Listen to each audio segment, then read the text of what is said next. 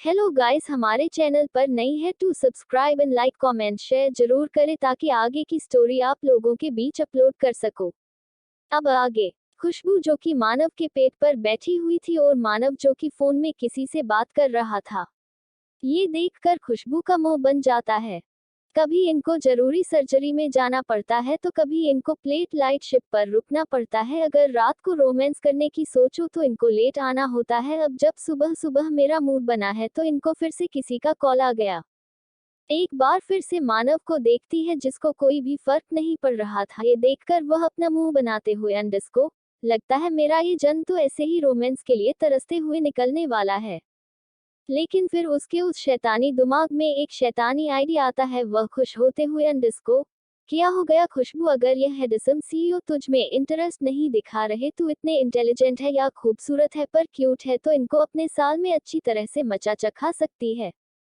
ये सोचकर खुशबू एकदम स्माइल दे देती है और नीचे झुक जाते हैं और वह मानव के कान पर आ जाते हैं और उस पर अपनी हल्की हल्की गर्म सांसें छोड़ने लग जाती है। मानव जो कि अपने काम के सिलसिले में कुछ जरूरी बात कर रहा था, जब उसको यह महसूस होता है तो उसके शरीर में एक सिहरन सी दौड़ जाती है। उसके हाथ से फोन गिरते गिरते बचता है। उस पर अपना ये रिएक्शन देखकर खुशबू एक टेढ़ी मुस्कान देती है और उसके एयरलोब को अपने मुंह में ले लेती है। वह धीरे धीरे उसको किसी कैंडी की तरह चूमने लग जाती है। साथ ही साथ वह अपनी उंगली की मदद से मानव के सीने पर सर्कल ड्रॉ करने लग जाती है। मानव का हाथ उसके फोन पर था, वह कस जाता है। कब तक मुझसे यूं दूरी बनाने का इरादा है? अगर तुम्हारा ये साधुपन मैंने आज के आज नहीं खत्म किया तो मेरा नाम भी खुशबू नहीं। तुम खुद तड़पाओगे मुझे किस करने के लिए। And it's open challenge my dear handsome CEO. उद्धरण चिन्ह। ये बोलकर वह धीरे से उसकी जाओ लाइन पर अपने होठों से सहलाने लग जाती है। मानव की तो अब आवाज निकलना हूँ बंद हो गया था। वही बस हाँ या ना में जवाब दे रहा था। वही खुशबू अभी जो लाइन से होते हुए उसकी गालों पर आ जाती है और उसकी गाल से अपनी गाल को सहलाने लग जाती है। उसकी इस हरकत से मानव तो अपनी आंखें बंद कर लेता है। खुशबू अब उसकी गर्दन पर आ जाती है और अपनी गर्म जीभ से उसके गर्दन को लिक करने लग जाती है। अब तो हमारा मानव का पूरी तरह से धैर्य खो चुका था और उसके हाथ से फोन फेंक देता है जाता है। खुशबू को भी तो चाहिए था। अब वह एक तिरछी मुस्कान देती है और उससे एकदम से अलग हो जाती है। मानव जिसके हाथ खुशबू की कमर को पकड़ने के लिए अपने हाथ बढ़ाए थी कि उसकी हाथों में सिर्फ हवा ही आती है। वो अपनी आंखें खोलकर देखता है तो खुशबू तो उसके बेड से उठ चुकी थी। यह क्या है? जहां पर वापस आओ खुशबू, मानव अपनी गहरी आवाज में बोलता है तो खुशबू पहले से भी ज्यादा एक्साइटेड हो जाती है।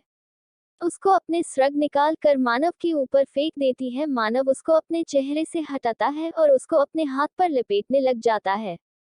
आग से खेल रही हो खुशबू, अगर मेरा ज्वालामुखी फटा तो तुम्हें बहुत ज्यादा नुकसान होगा। हम नुकसान करने कराने का दम रखते हैं, आप नुकसान करने वाले तो बनिए साहब। ये बोलते हुए वह अपनी गर्दन पर बहुत ही सडक्टिव तरीके से हाथ को फिरती है। ये देखकर मानव ग्लब कर जाता है और वह बेड से उठकर उसके पास आते हुए, अच्छा अगर हम नुकसान करेंगे तो कुछ दिनों के लिए अपनी एक मजाक मस्ती को हो जाना।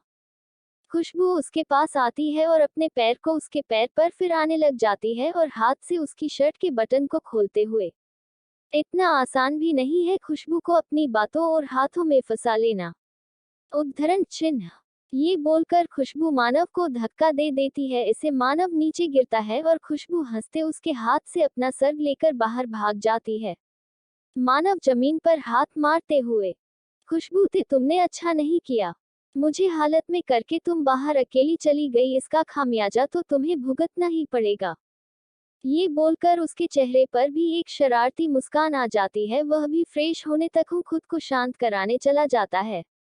वहीं दूसरी तरफ रोशनी एक पेड़ के नीचे बैठी हुई थी। उस पेड़ की टहनियों गिनती से आती हुई सूरज की किरणें रोशनी के चेहरे पर पड़ रही थी, उसको और ज्यादा प्यारी और लुभावनी बना रही थी।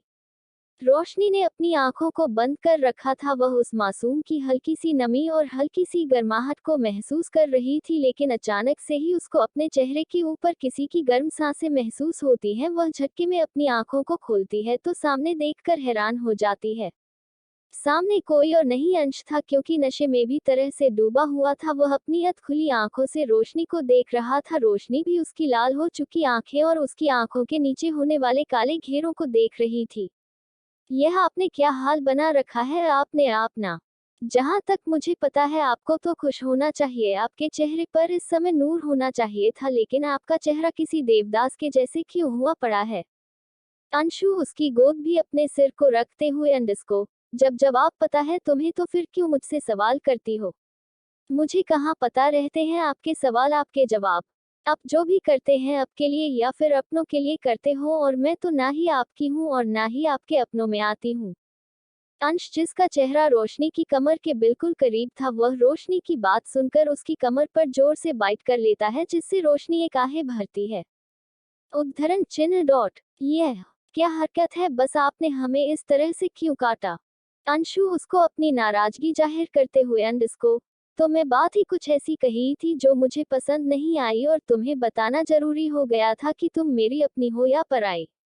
रोशनी उदास सी हंसी हंसते हुए अंडस को, इसमें समझने में क्या जताने की क्या बात है अंश, मैंने सब अपनी आंखों से देखा और अपने कानों से सुना है। आपके लिए तो मैं बस एक मोहरा थी, पाखी को सुरक्षित रखने के लिए। नहीं मोहरा नहीं, कोई मोहरा नहीं हो, तुम मेरी रानी हो, अंश राठौर की रानी। चाहे मैं शतरंज के खेल चाहता हूँ, तुम हमेशा इस अंश के दिल पर राज करने वाली रानी रहोगे।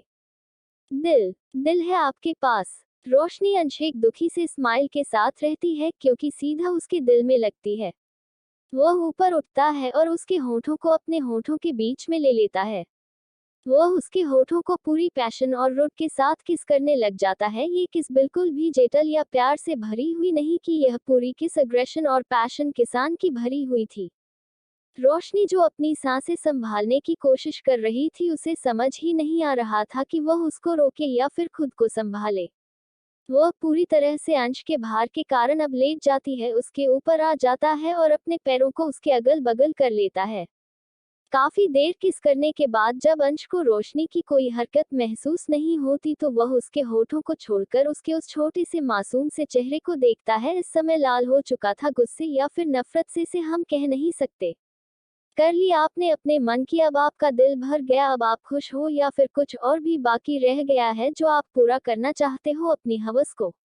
अंशु 2 मिनट के लिए सुन्न रह जाता है, उसके दिमाग में सिर्फ हवस शब्द पूछ रहा था, जो कि उसके पति को किसी तेज तरार खंजर की तरह अंतर से ही छोड़ रहा था हो। अंश की आंखों में खून उतर आता है, वह कुत्ते से रोशनी को देखता है और सिर के बालों को कस के अपने मुट्ठी में भर लेता है और उसके चेहरे को अपने चेहरे के सामने करते हुए, मेरा प्यार को तुमने हवस का नाम दिया है ना, तो ठीक है, अब मैं तुमको दिखाता हूँ हवस होती क्या है। रोशनी अब डर जाती है, वह उससे अलग होने की कोशिश करते हुए अंडस को, अंश तुम अभी अपने होश में नहीं हूँ, यहाँ से चले जाओ और कुछ भी गलत करने से पहले 100 बार सोच लेना। मैं तो खुद सोच समझकर कि यहाँ पर आया था, मेरी प्यारी वाइफ ही सोचा था अपनी पत्नी को यहाँ से लेकर जाऊंगा, लेकिन नहीं, तुमने तो मुझे हाउस का खेसारी ही बना दिया। तो ठीक है ना, अब मुझे अपनी हवस पूरी करनी है किसी भी सूरत में। ये बोलकर वह रोशनी को अपने कंधे पर लाद लेता है और वहां से चलना स्टार्ट कर देता है। रोशनी उसकी पीठ पर अपने हाथों से मार रही थी, लेकिन उसको कोई फर्क नहीं पड़ रहा था। इस समय उसके सिर पर दो एक जुनून सवार था और कानों में मस्त एक ही शब्द गुज रहा था, हवस। स स स स स स। अब आगे अंश, जो कि रोशनी को अपने कंधे पर लादे आगे बढ़े ही जा रहा था, वही रोशनी उससे छूटने की कोशिश कर रही थी, लेकिन आज अंश के सामने उसकी सारी ताकत बेकार सी साबित हो रही थी। वह खुद को बहुत ज्यादा कमजोर समझ रही थी। अंशु उसको लेकर अपने विला आ जाता है। जैसा कि सबको पता है कि शेखावत और राठौर एक दूसरे से कितने साल तक मित्रता रखते हैं, तो ऐसा कैसे हो सकता है कि अगर शेखावत परिवार का यहाँ पर एक वेकेशन विला है और राठौर परिवार का ना हो। अंश ने इस विला को अब खुद के लिए एक आराम की अपने हिसाब से बना लिया था, क्योंकि उसका परिवार ज्यादातर शेखावत वेकेशन विला में ही रहते थे, इसलिए अंश इस पूरे विला को अपने हिसाब से मॉडिफाई किया हुआ था। इस पूरे विला में हाई सिक्योरिटी थी, जो कि वंश के फिंगरप्रिंट से ही एक्टिव और डीएक्टिवेट होती थी। अंश उसको अपने कंधे पर लादे सीधा अपने मास्टर बेडरूम में ले आता है और उसको बैठ कर फेंक देता है। रोशनी 2 बार उछल जाती है, लेकिन फिर भी खुद को संभालते हुए बैग के पीछे की तरफ सरकने लग जाती है। अंशु, अभी आप अपने होश में नहीं है, आपको नहीं पता आप कितनी बड़ी गलती करने जा रही, इसीलिए प्लीज अपनी यह बेवकूफी या बंद कर दीजिए। अंशु अपनी गुस्से से भरी लाल आंखों और अपने कांपते हाथों के साथ बेड पर ऊपर आ जाता है और उसके पैर को पकड़कर उसको अपने नीचे खींचते हुए, बेवकूफ, बेवकूफ मैं था नहीं, ये तो तुमने मुझे बना दिया है वाइफी। अब जैसा हूँ तुम्हारा हूँ, चाहे तो प्यार करो चाहे नफरत। उद्धरण चिन्ह। रोशनी फिर से उससे अलग होते हुए अंश को, देखिए अभी इस समय होश में नहीं हो, प्लीज कुछ गलती मत कर लीजिए जिसका पछतावा आपको सुबह हो। लेकिन अंश के ऊपर तुम एक जुनून सवार था। उसका दिमाग जो इन 3 दिनों से बेकाबू हो गया था, ऊपर से रोशनी का उसके प्यार को हवस का नाम देना। वह नीचे झुककर उसकी गर्दन की स्मेल को इनहेल करने लग जाता है। तुम्हारी खुशबू मुझे हर समय, हर पल तुम्हारा दीवाना बनाती है। तुम्हारी खुशबू की वजह से ही है उसको एक सुकून और आराम की नींद आती है, यही एक वजह थी मेरी तुम्हारी तरफ खींचे चले आने की। उद्धरण चिन्ह। ये बोलकर अंश उसकी नेक पर हल्की हल्की सी किस करने लग जाता है, जिससे रोशनी अपनी आंखें बंद कर लेती है। अंशु उसके चेहरे के करीब आता है और उसकी आंखों पर किस करते, ये तुम्हारी खूबसूरत सी आंखें हैं जिनमें मुझे खुद के लिए हमेशा प्यार और अपनापन नजर आता है, यह मुझे ऐसे देखते हैं जैसे पूरी दुनिया में मेरे सिवा और कोई ना हो तुम्हारा। फिर वो उसकी नाक पर किस करते हुए अंडस को, तुम्हारी सांसें मेरी सांसों में घुलती है तो मेरी सांसों को चलने का एक मकसद मिल जाता है, इनको जीने की एक नई अर्ज जग जाती है। अंशु अब उसकी होठों पर आ जाता है और उन पर अपने अंगूठे को फहराते हुए अंडस को, तुम्हारी ये लब जो जब भी मेरा नाम लेते हैं तो मेरे नाम और खूबसूरत हो जाता है। जब तुम इनसे मुझसे अपने प्यार का इजहार करती हो, इनका स्वाद तो चॉकलेट के सामने फेल है। ये बोलकर वह उसके होठों को अपने मुंह में भर देता है, उनको बहुत ही प्यार और पूरे फैशन के साथ किस करने लग जाता है। रोशनी को जब अपने होठ अंश के गर्म मुंह में महसूस होते हैं तो वो अपनी आंखें बंद कर लेती है। उसके हाथ अपने आप ही अंश के बालों में चले जाते हैं तो उसके बालों को सहलाने जग जाती है। जब अंश को यह महसूस होता है तो वह अपनी किस को रोकता है और अपनी रोशनी का चेहरा दिखता है, उसने अपनी आंखें बंद कर रखी थी। ऐसा लग रहा था कि जैसे रोशनी ने उसकी किस को अपना लिया, उसको अपना लिया। अंशु खुश हो जाता है और फिर से उसके होठों को अपने होठों के बीच में लेकर किसी कैडी की तरह सक करने लग जाता है। रोशनी भी उसका पूरा पूरा साथ दे रही थी, लेकिन अचानक से ही उसको कुछ अजीब सा महसूस होता है, जल्दी से उसका धक्का दे देती है और बाथरूम में भाग जाती है। अंश जिसको गुस्सा आ गया था उसके ऐसा धक्का मरने से, लेकिन तभी उसको रोशनी की वॉमिट की आवाज आती है। वह भागकर जब बाथरूम में आता है तो अंदर रोशनी वॉमिट कर रही थी। उसका चेहरा इन कुछ मिनटों में ही पिला पड़ गया था। अंश जल्दी से उसके पास जाता है और उसकी पीठ को सहलाता है कि रोशनी किसी सूखे पत्ते के जैसे उसकी बाहों में आकर गिर जाती है। अब तक अंश का पूरी तरह से नशा उतर चुका था, वह उसको जल्दी से उसका चेहरा साफ करके उसको बाहर लेकर जाता है और बेड पर अच्छे से लिटा देता है। सेल फोन विद एरो, तुम्हारे पास सिर्फ 5 मिनट है, अभी के अभी विला आ जाओ वरना आगे का तुम जानते हो। उद्धरण चिन्ह। ये बोलकर वो कॉल को कट कर देता है और बेड पर रोशनी के पास आकर बैठ जाता है। वो उसका हाथ अपने हाथों में थामता है। जान, ये क्या हालत कर रखी है तुमने मेरे बिना? क्या तुम्हारा भाई तुम्हारी थोड़ी सी भी केयर नहीं कर सकता क्या? देखो कैसे एक किस करने से हालत खराब कर ली, पहले हम पूरी रात प्यार करते थे तब भी तुम थकती नहीं थी। उद्धरण चिन्ह। अगर रोशनी अभी होश में होती तो पक्का से अंश को 2 थप्पड़ लगाकर पूछती, अंश को, हम यहाँ पर बेहोश है और आपको हमारे स्टामिना की पड़ी है। खैर वो तो बेहोश थी लेकिन हम तो बोल ही सकते हैं, और वैसे भी उसको कहा हमारी बातें सुनेगी। Winking face winking face winking face winking face. दूसरी ओर कुछ लोग जश्न मना रहे थे। वहां पर फुल दारू पार्टी चल रही थी। अरे आज दिल खोलकर जश्न मनाओ और पियो। उद्धरण चिन्ह। हाँ, हमारे रास्ते का सबसे बड़ा रोड़ा जो अब नहीं रहा। उद्धरण चिन्ह। खुद को वी के कहलाता था, अब देखना कैसे मुर्गे की तरह रोसट हो रहा होगा। वो लोग वंश के मरने का जश्न मना रहे थे कि तभी वहां पर तेज धमाका होता है। एक शख्स जिसने काले कपड़े पहने थे वो वहां पर आता है और लगातार फायरिंग करने लग जाता है, किसी को कुछ रिएक्ट करने का मौका ही नहीं मिला। सब जो कुछ सेकंड पहले जश्न मना रहे थे अब मौत की नींद सो चुके थे। उन सब का बाद ये सब देखकर डर जाता है।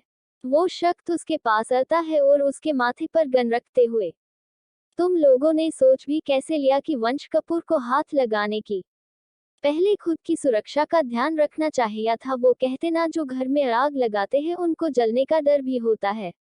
उद्धरण चिन्ह का क्या मतलब है तुम्हारा? उद्धरण चिन्ह। वो शख्स बाहर जाते हुए अंडस को बहुत ही जल्द समझ आ जाएगा। वो बाहर आ जाता है और सिगरेट निकाल कर उसको जलाता है। वो एक कश भरता गया और उस लाइटर को उस घर में फेंक देता है, जिससे जो घर आग की लपटों में आ जाता है। अंदर से चुखने का शोर आ रहा था। चैनल पर नए हैं तो subscribe and like comment share जरूर करें।